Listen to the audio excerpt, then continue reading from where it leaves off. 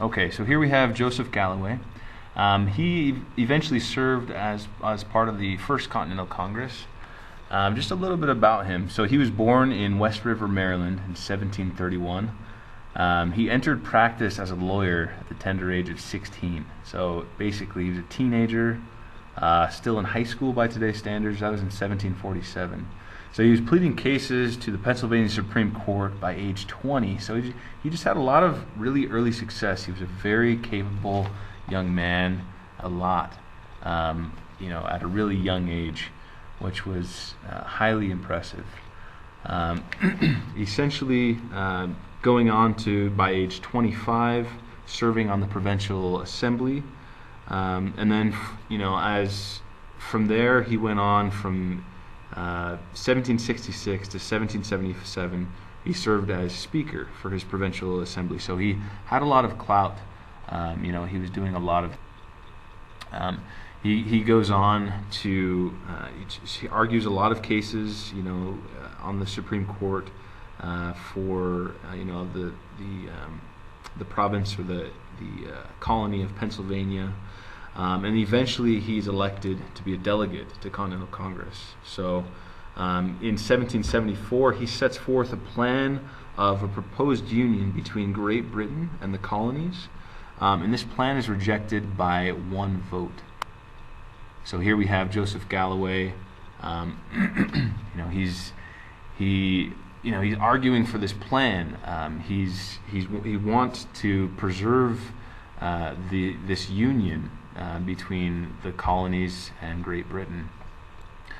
Here you see sort of the travel, of different men coming to the Continental Congress. Took a lot of time to come over. So this is just sort of the preliminary stages of him coming out to serve as part of the Continental Congress. So here we see Joseph Galloway. As I said before, he served as part of the First Continental Congress. He refused to serve as part of the Second Continental Congress. He proposes this plan of union between the colonies and Great Britain to keep them together. And then he goes on later. He goes to serve as William Howe's as an aide. He writing up various documents. He eventually becomes the police commissioner of Philadelphia, in occupied British Philadelphia. And he believed that separation from Britain was unjustified. So as we see in this next, he essentially argues that this 7 Years' War that had occurred, that the colonists were a great part of, and that Great Britain had sent all of these troops and soldiers and had spent tons of money on this war. Joseph Galloway believed it was the American colonies' duty. It was their they were duty bound to pay these things back, to pay back all of the costs for this war. And so he believed that the colonies should definitely stay with Great Britain, regardless of any infractions that might have been incurred on the colonists by Great Britain herself. And so just moving forward, we just see more about this. His speech was very heartfelt. It was a speech to Continental Congress, September 28th, 1774, as was mentioned earlier, and using this argument of the 7 Years' War and how the colonists were duty bound to basically be taxed and to be to pay back this money owed, that Great Britain was in great debt because of this war. He felt it was the colonies, it was right for the colonies to stay with Great Britain. So as I mentioned before, this was only rejected by one vote. It came super close. And so essentially after it's rejected, he's moving on here. He's arguing with the Continental Congress, Joseph Galloway, and he really wants for this to work. He wants for this union to be maintained of the colonies in Great Britain. When they reject his plan and another plan is put forth in its stead, he decides, this isn't for me. I'm a loyalist. I'm a Tory. So he eventually goes on, as was mentioned earlier, to stay with Great Britain, and serves, throughout the Revolutionary War on the British side.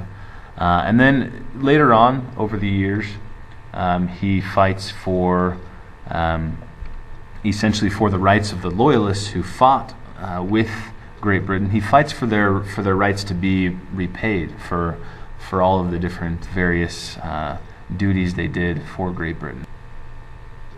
And so we see here once again just petitioning Congress, enjoining them to stay with Great Britain, but he essentially he failed in his task.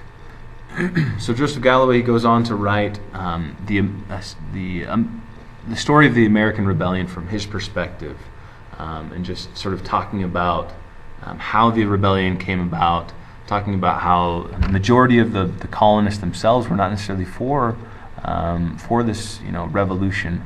It was only about a third of the colonists that really wanted this revolution. Many of the colonists, even Benjamin Franklin for a good deal, wanted to stay with Great Britain, felt it was imperative even for the future of America that the colonies stay with Great Britain. But eventually things came to a tipping point where these delegates and several influential figures in American history, John Adams, Thomas Paine, Thomas Jefferson, George Washington, were very influential in convincing the colonists to go to war and to essentially defend their rights, their right to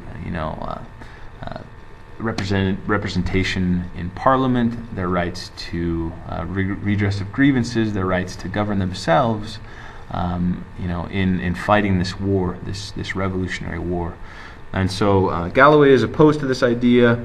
He essentially goes down in history as one of the most influential, one of the most notorious or famous, depending on your viewpoint, loyalist figures in American history, seeing as he served as a delegate on the Continental Congress, but refused to serve in the Second Continental Congress, left the American colonies, and went on to be a pretty fairly big part of the American Revolution for the Loyalists, for the British side.